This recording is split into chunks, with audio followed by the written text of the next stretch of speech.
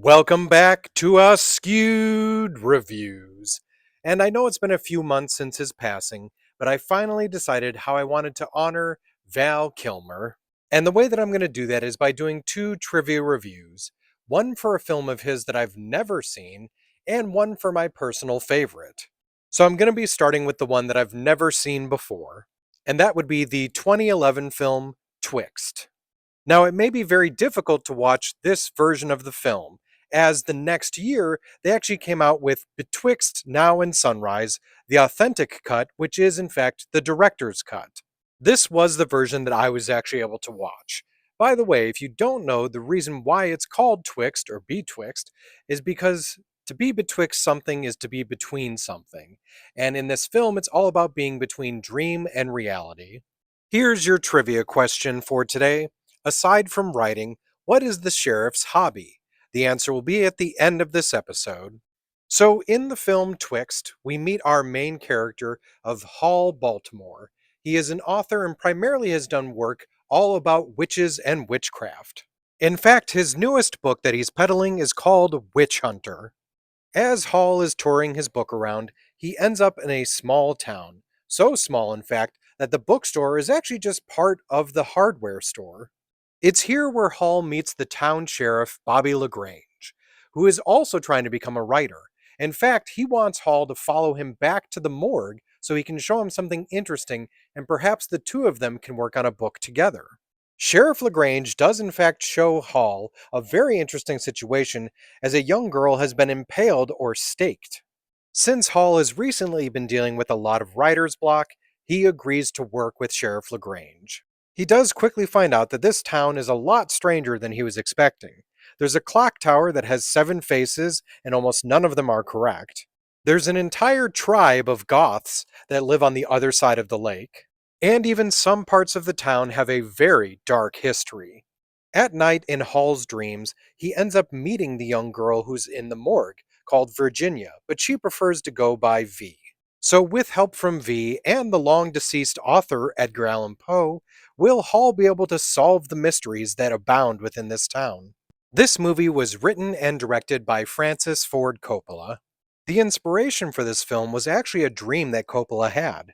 The original idea Coppola intended was for the film to be a type of live editing experiment. Using groundbreaking digital editing technology, he would have appeared at each showing as a conductor of sorts, making the film longer, shorter, or even changing plot elements. Too many delays, though, caused a locked edit of the film to have to happen. This is also an impressively well stacked cast. As the main character of Hall Baltimore, you had Val Kilmer, Bruce Stern as Sheriff Bobby LaGrange, Elle Fanning as V, Ben Chaplin as Edgar Allan Poe, Alden Ehrenreich as Flamingo, David Paymer as Sam, Tom Waits was the narrator at the beginning and end of the film, and you may not have recognized her because she's in such a small section, but as Hall's wife Denise, you have Joanne Whaley, who is in fact Val Kilmer's ex-wife. Probably my favorite scene in the movie is when Hall is dealing with writer's block. If you've ever dealt with that yourself, this scene is so relatable. Here's something you may not have noticed, but during that sequence, he's doing random voices and impressions, and at one point is doing an impression of Marlon Brando. What's funny about that is both Kilmer and Coppola have worked with Marlon Brando. Coppola did on The Godfather, and Kilmer did on The Island of Dr. Moreau. There's a song playing during the end credits called Nosferatu. This was actually performed by Kilmer and Coppola, although they did so uncredited. When Flamingo first meets Hall, he's quoting the French poem Spleen by Charles Baudelaire. On purpose, there are a lot of similarities between Hall Baltimore and Edgar Allan Poe. Both of them are authors and known for their writing, but neither one of them was respected in the time that they were doing so.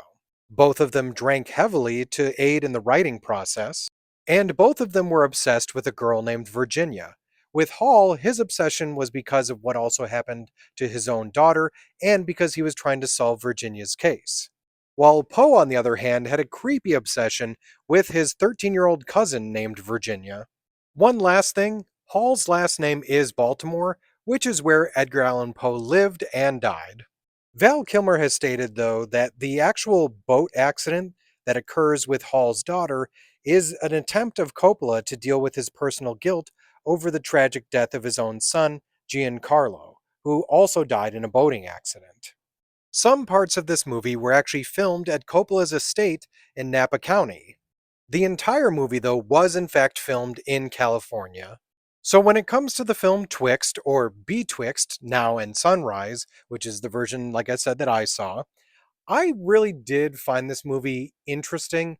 It is very artsy, so be aware coming into this that it is going to feel like a fever dream at times.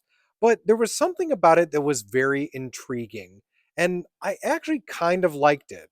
There are moments that are unfortunately a bit slow going or very confusing, but I think I'm going to give this one a 3 out of 5. And if you liked this movie, other films I recommend checking out are In the Mouth of Madness, Naked Lunch, Nosferatu, the most recent remake, and Dead Man. Now it's time to answer the trivia question from the beginning of this episode. Aside from writing, what is the sheriff's hobby? He enjoys making bat houses. Not bird houses, bat houses, but apparently only the birds and the bats know the difference. I hope you enjoyed this episode of Askewed Reviews.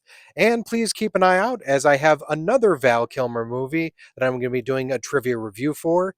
And for now, I'm going to keep it secret, but I will let you know it's my favorite film that he appears in.